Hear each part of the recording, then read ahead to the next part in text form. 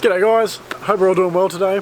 Today I'm just going to be doing a really quick run through of the 12 volt setup I've got in my car and the trailer, because I actually run two completely independent 12 volt setups and it seems to work really well at the moment, so I just wanted to go through that. Now before I get started, as you can see, I don't look like a complete slob as per usual.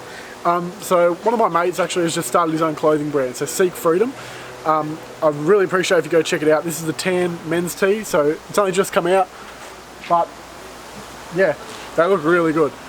He's done a really good job of them, so go check out the website. I'll leave a link in the description. I'll put it up on screen now, but make sure you go check that out. Alrighty guys, so I have run through this before in the car walkthrough, but I'll go through in depth now.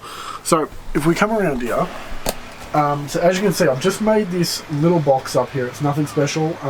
It took me about 20 minutes to do, and it doesn't look great, but it works. So on the front here, I've just got a voltmeter, which is how I keep track of this one. I've got a switch that turns on the lights in my awning, and then I've got a SIG socket and USB sockets in here. Now, that is plenty enough for everything I need in the car.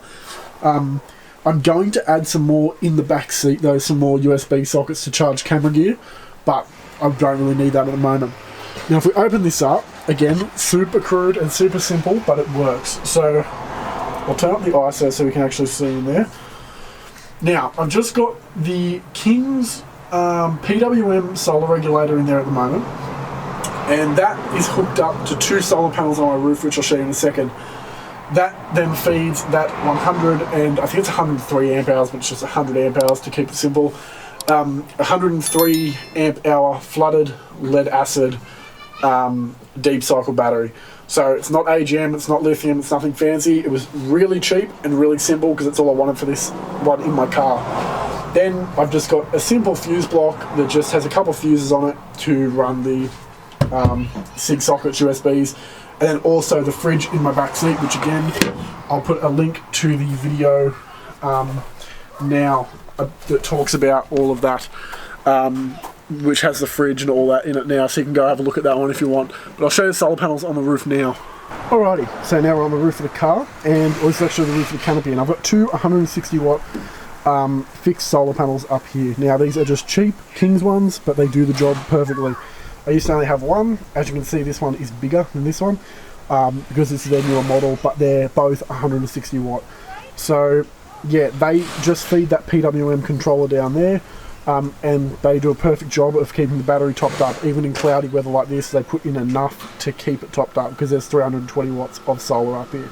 Alrighty, so as you can probably tell from those clips, I don't have any alternator charge going into that battery whatsoever. That battery is a complete separate circuit to the whole car. It literally is just panels down into that PWM controller, into the battery, and then it's just earthed to the chassis, and that is that whole battery system. There is no DC to DC, no isolator, nothing like that, and it works flawlessly for what I need that to do. It just runs a 15 litre Brass Monkey fridge and a couple of chargers and stuff when I need it, but generally we don't get enough days of cloud and rain in a row here where I am to keep those panels from charging that battery. So for what I do, it works really, really well and saves me having to have two DC to DC chargers or an isolator, and that just puts too much load on the alternator, and I really didn't want to do that. So now I'll show you how the trailer system works, and then you'll get an idea of how it all works together.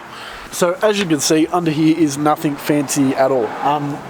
Just got my trailer plug there, so it's just a 7-pin normal flat trailer plug, and then next to it I've got an Anderson plug. Now that Anderson is connected directly to the battery up the front of the car. It just has a thick cable that runs all the way forward, all the way to the battery, and then that connects to the trailer to connect to the DC to DC charger. So I'll move on to the trailer now to show you that part. Alright, so we're now at the front of the trailer. Now as you can see here, there's just another Anderson plug here. That plugs into that Anderson plug that was on the back of the car, same with the trailer plug. Then that just gets earthed here at the front of the chassis, runs up under that chassis rail there, in underneath here, and then if we come in here, now this is really messy because I've been doing stuff in here, but then that then comes to my DC to DC charger, which is just a C-Tech D250S, is it SE or D250SA? So I don't really know the differences. I'll write it up on screen now if there's much of a difference between the SA and the SE. But that has, it's a 20 amp charger. It has solar input and it's basically everything you need. It has a solar 20 amp charger, and that powers 2 deep cycle batteries, which I'll show you in a minute. But this charger now I've had for about 2.5 years, and it has been flawless. It is a really solid charger for the price. They're quite cheap. I got it from 4Drive Supercenter again, but they're not. C-Tech is completely different than 4Drive Supercenter, so there's nothing going on there.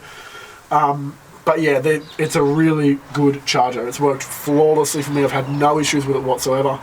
And it's kept my batteries topped up when I've needed it to. So I've got a cheapo little battery monitor in here at the moment that I haven't actually wired up because I don't know. Well, it's wired up, but I don't have it mounted because I don't know where I want to put it yet.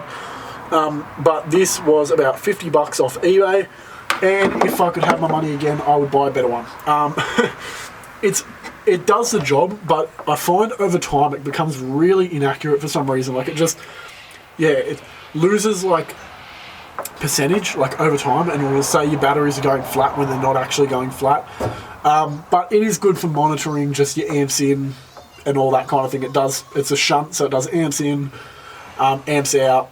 It'll tell you your how many amp hours you got left, the percentage, volts, all of that. But yeah, I just don't find it to be particularly accurate.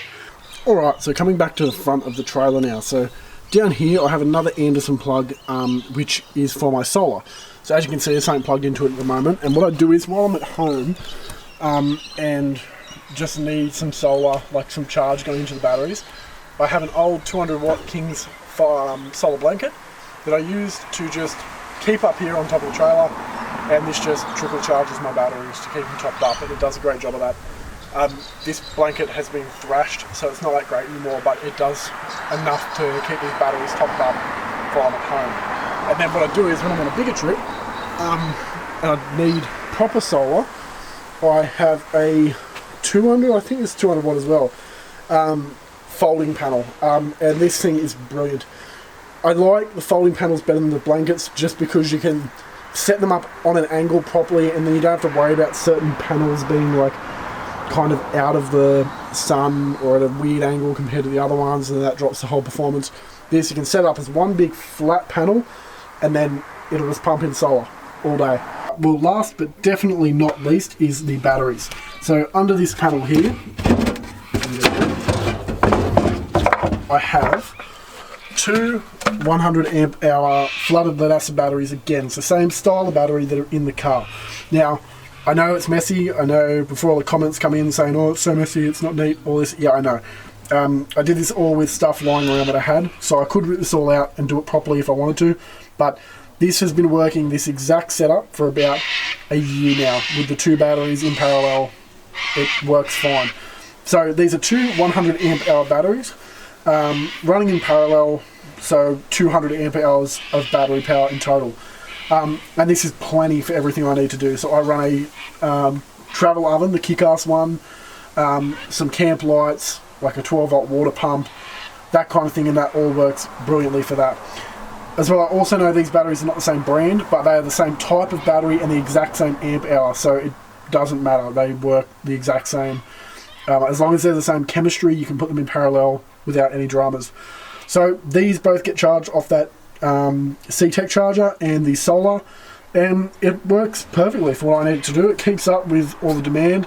I've never once, now that I've had the 2 batteries, I've never had it go below like 75%, because I'm always giving it solar to charge with and all that kind of stuff if I've got sun. So yeah, but there's just a quick look into the dual battery systems I run. So yeah, like I said, I run those 2 completely separate ones, and they seem to work really well for what I do.